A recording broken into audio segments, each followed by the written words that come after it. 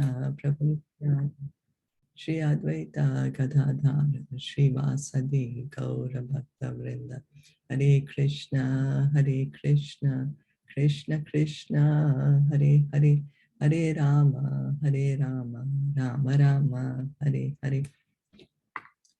We continue reading from Srimad Bhagavatam. We are on Canto 3, Chapter 25. Sorry, I've lost the page, so I'll have to restart it. Canto 3, Chapter 25. It's 9. I'm sorry, what's the text? 9. 9. Thank you. Just get it.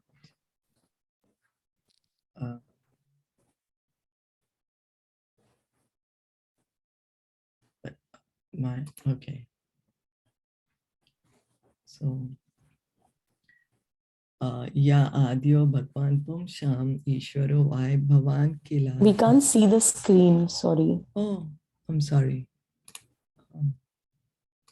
Oh, thank you. Thanks for So, Ya Adyo Bhagwan Pumsam Ishwaro Vai Bhavan Kila Lokasya Tamasandhasya Chakshuhu Surya Ivoditaha. Translation and purport by His Divine Grace, A.C. Bhaktivedanta Swami Srila Prabhupada. You are the Supreme Personality of Godhead, the origin and Supreme Lord of all living entities. You have arisen to disseminate the rays of the sun in order to dissipate the darkness of ignorance of the universe. Kapila Muni is accepted as an incarnation of the Supreme Personality of Godhead, Krishna. Here, the word Adayaha means the origin of all living entities. And Pumsam Ishwaraha means the Lord Ishwara of the living entities. Ishwara Parama Krishnaha. So Lord Krishna, he is addressed as Ishwara Paramaha Krishna, that he is the origin of all living entities. Where do we come from? Why do we exist? Not in the material body. Okay, we understand we are the soul, but why do we, the souls, exist?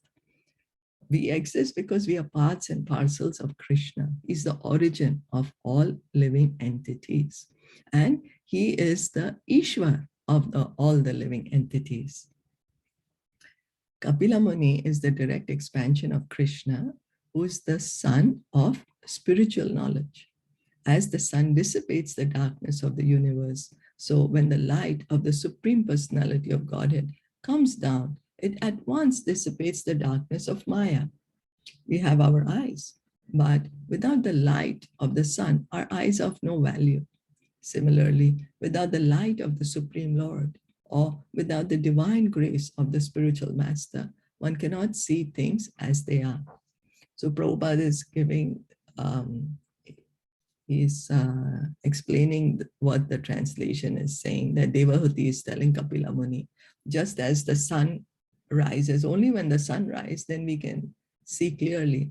Otherwise, even if we have the eyes, when it's totally dark, we can't see. I don't know if you all have been in that situation. Eyes are there, but because it's so dark, you really can't see anything. Now, then only when we turn on the switch on the light or something, then we can see. So she's comparing that you have come to this universe to dissipate the darkness of ignorance. That is the true darkness, the darkness of ignorance, that we totally forgotten who we are. We've forgotten our identity, who we are. And so how can we understand that? Krishna comes himself. He comes himself to give us this knowledge. He spoke the Bhagavad Gita, or now Kapila Muni, he's come as Kapila Muni. And Krishna sends his bona fide representative to explain this knowledge to us. Text 10, Athame Deva Sammoham Apa Krastum Tvam Arhasi Yo Vagraho Ham Mame Titi Etasmin Yojitas Tvaya. Now be pleased, my Lord, to dispel my great delusion. Due to my feeling of false ego, I have been engaged by your Maya and have identified myself with the body and consequently bodily relations. The false ego of identifying one's body as oneself and of claiming things possessed in relationship with this body is called Maya. So why do we think I am this body and everything that's connected to this body is mine? Is due to this false ego. False ego is also material. It's not spiritual. It's a part of the subtle body. How we have this gross body made of senses, earth, water, air, fire. Similarly, we have a subtle body made of mind, intelligence, and false ego. So this is the false ego which makes us think, oh, I'm the body. And anything in relation to the body is mine. And this is Maya, when we are identifying ourselves as the body. In Bhagavad Gita, 15th chapter, the Lord says, I am sitting in everyone's heart, and from me come everyone's remembrance and forgetfulness. So Krishna says, 15.15, that he is the Paramatma. He is the one who's sitting in everyone's heart. We all say, oh yes, the Paramatma is there in your heart, my heart. But who's that Paramatma? Krishna is saying that Paramatma is his feature. He says, by a single fragment of myself, I pervade and maintain this entire universe. And what does the Paramatma do? He gives us remembrance, forgetfulness, and knowledge. He's the one who's giving us this. Like, because when we sleep at night, we might say, oh, how is that possible? But when we sleep at night, we are totally forgotten everything. All the things that are so dear to us during the day, when we sleep, we completely lost. Don't remember anything. And then when we wake up in the morning, then we remember everything. How is that? The Paramatma helps us with this. Devati has stated that false identification of the body with the self and attachment for possessions in relation to the body are also under the direction of the Lord. Does this mean that the Lord discriminates by engaging one in his devotional service and another in sense gratification? If that were true, it would be an incongruity on the part of the Supreme Lord, but that is not the actual fact. As soon as the living entity forgets his real constitutional position of eternal servitorship to the Lord and wants instead to enjoy himself by sense gratification, he is captured by Maya. This capture by Maya is the consciousness of false identification with the body and attachment for the possessions of the body. So it's not that the Supreme Lord, it's not that Krishna is partial and he's saying, oh, some people engage in my devotional service and some people continue to do sense gratification. No, it's all depends on our desire. Many people say, oh, why am I here in this world? The world is so cruel. My dear Lord, why did you make this world? But it's all because of our desire.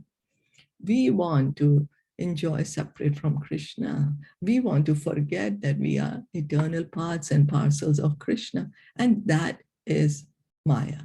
That is Maya, forgetfulness of our real position, real constitutional position. And then what happens? Then we get attached to the body. We get attached to the false ego. So these are the activities of Maya. And since Maya is also an agent of the Lord, it is indirectly the action of the Lord. So Maya, she's not independent. Many people think she's independent. No, but she is Krishna's energy. She's Krishna's external energy. She's an agent of the Lord. So the Lord is merciful. If anyone wants to forget him and enjoy this material world, he gives him full facility, not directly, but through the agency of his material potency. So if someone wants to enjoy and say, I want to enjoy without Krishna, which is actually not possible. So what does Krishna do? He gives us this facility in this material world and says, okay, You enjoy, and you will not be able to see me. Only thing you'll be able to see is this Maya. So Maya is like a curtain. She's a curtain which covers our consciousness, covers our consciousness and makes us think, yes, I'm the body. I need to enjoy here. So therefore, since the material potency is the Lord's energy, indirectly, it is the Lord who gives the facility to forget him. Devahuti therefore said, my engagement in sense gratification was also due to you. Now kindly get me free from this entanglement. So yesterday we heard Devahuti said, I've enjoyed so much, but yet I'm feeling miserable. Please cut out my ignorance and give me this knowledge. And she's saying, I was engaging in sense gratification is also because of you, because Maya Devi is your energy. You are employing Maya. I'm sorry. Maya Devi she is your agent, and she's helping the souls who want to forget you to forget you. So please lift this curtain of Maya. By the grace of the Lord, one is allowed to enjoy this material world. But when one is disgusted with material enjoyment and is frustrated, and when one sincerely surrenders unto the lotus feet of the Lord, then the Lord is so kind that he frees one from entanglement. Krishna therefore says in Bhagavad Gita, first of all, surrender, and then I will take charge of you and free you from all reactions and sinful activities.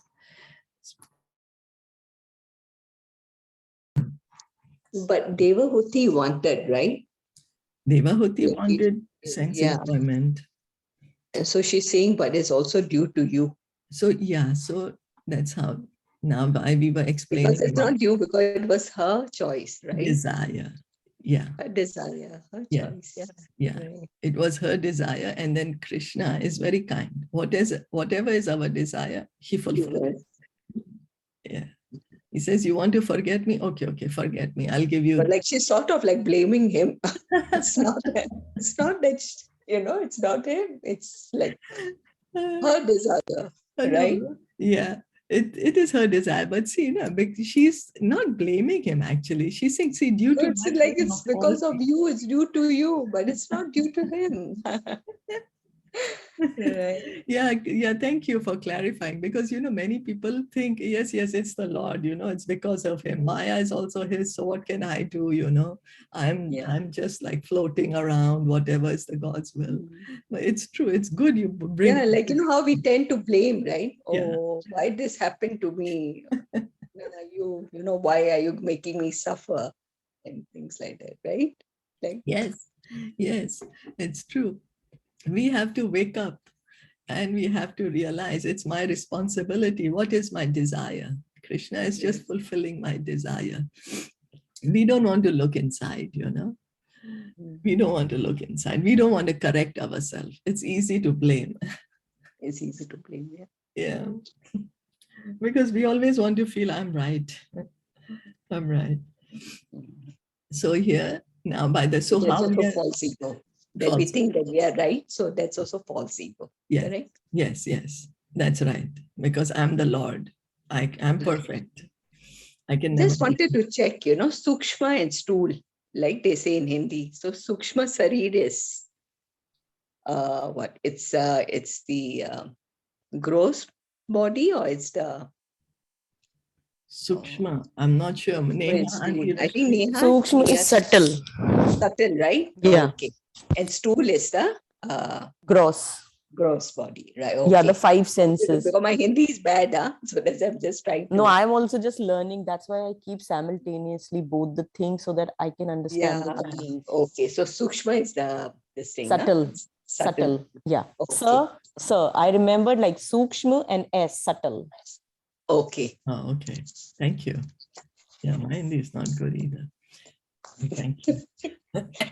I'm also learning. I don't claim to your be Hindi good, is but I'm just learning yes. because this book helps you, and then simultaneously when we are reading English, then the words get clearer.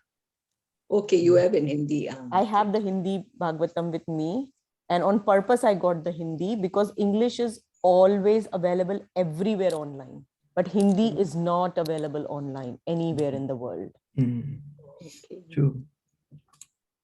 True. So here now, how we are able to enjoy this material world is because of the grace of the Lord, right? Although it's our desire, oh, I want to forget that there is a Supreme Lord. I want to enjoy separate from the Supreme Lord. So he gives us this facility, material world. Okay, enjoy how much ever you want. But after all, we are the spirit souls. And we are trying to enjoy matter. Matter can never give happiness to the spirit soul. It's matter. It's dead. It's unconscious. Matter is actually dead. So once when we come to the point of realizing that, you know, how much I'm trying to enjoy, but it's still just giving me frustration. What's happening? And at that point, when one sincerely surrenders unto the lotus feet of the Lord, then the Lord is so kind that he frees one from entanglement. So Krishna says, you surrender. Sarva dharmam parityagya mam ekam sharanam raja. He says, you surrender and I will protect you. I will take away all your sinful reactions. And he also says, don't fear.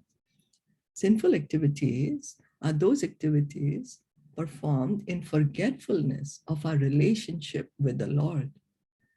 This is what we have forgotten, that our constitutional position. Why do I exist? What am I doing? What is my constitutional position? Once then, when we surrender to the Lord, then gradually he reveals. He reveals. So Krishna is like that. He says, first you surrender, then I will free you from sinful reactions. But when same Krishna, when he came 500 years ago as Lord Caitanya, he didn't put any condition. He didn't. He just said, whoever you are, whatever you are doing, just kindly please chant Hare Krishna. And everything will be revealed to you. So that's why Lord Caitanya is called Mahavadanyaya. Srila Rupa Goswami addresses him as Mahavadanyaya, most munificent, freely giving us the highest platform, not only making us realize our constitutional position, also giving us love for the Lord, which is there in every living entity's heart. Every living entity has this love for the Lord. When we say living entity, it doesn't mean the body. It doesn't mean our mind, intelligence, or false ego. We are speaking of the soul. Every soul has this natural love for the Supreme Lord. So in this material world, activities for material enjoyment, which are considered to be pious, are also sinful. Hey, why? What is this? In this material world, activities for material enjoyment, which are considered to be pious, are also sinful. That seems like a contradictory, right? Pious activity, but it's sinful. Okay. Yes. So let's read on. For example, someone sometimes gives something in charity to a needy person with a view to getting back the money 4 times increased. So what happens is I might give something to someone who's in need, but I have my personal agenda. I want to receive it back 4 times. Giving with the purpose of gaining something is called charity in the mode of passion. So Krishna speaks in Bhagavad Gita of how every activity of us is in the different modes of nature. Even charity can be in mode of passion, and charity can be in the mode of ignorance also. So pious activities are also, the pious activities which are on the material platform are also actually sinful. Why? Because they are keeping us here in the material world. They're still keeping us separate from the Lord, still making us think that I am this body, still, encaged in the false ego. identifying with the false ego. Everything done here is done in the modes of material nature, and therefore all activities but service to the Lord are sinful. Because of sinful activities, we become attracted by the illusion of material attachment, and we think, I am this body. I think of the body as myself and of bodily possessions as mine.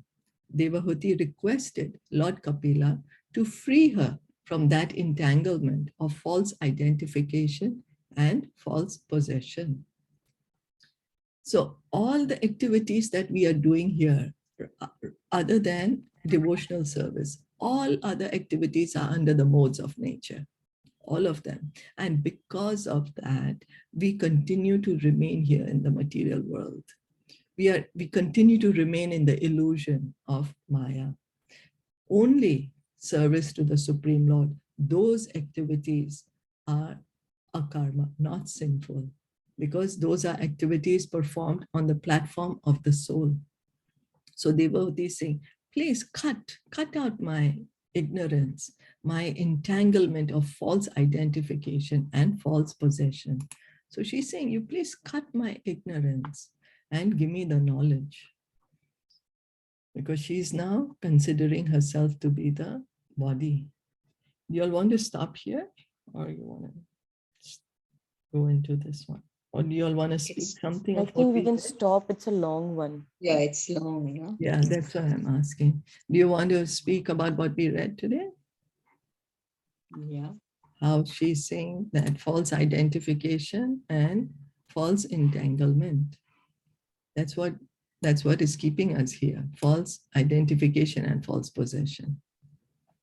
Because of this false ego. Material modes, right, of nature. I'm sorry? And the material modes of nature? Yeah, material modes of nature. And because of this false ego, the ahankar. That's the main thing, yeah. Yeah, the ahankar is what makes us think I'm the body. Everything connected to the body is mine. So she's requesting Kapila Dev, please give me this knowledge. That will help me to come out of here. Please give me the knowledge which will help me to free myself from this attachment. Because we have been, we give up our material body, right? Or die. Okay, I know I have to die one day. Although we think we will not die. So, but what is there that we have never given up is our subtle body, our false ego, mind, and intelligence. That keeps going with us from one gross body to another gross body. So when we die, the soul, suppose I die now, I'll leave this body. So based on my consciousness, where my consciousness is right now, I will be put into another gross body. My soul, when I say I, means I'm the soul. I'll be put into another gross body, but my subtle body goes with me. The mind, the intelligence, and false ego. So that is what we need to give up. That is what we need to learn to give up, the false ego. And the only way that truly we can cut this false ego is by devotional service, hearing and chanting. Because the false ego is the one that makes us feel that we are separate from the Supreme Lord, that I'm not connected to the Supreme Lord. It's because of this agency of false ego. So the more we hear and chant, helps us to be situated in our original position. Is that okay? Yes. Did you want to add anything? Did you want to add anything? No.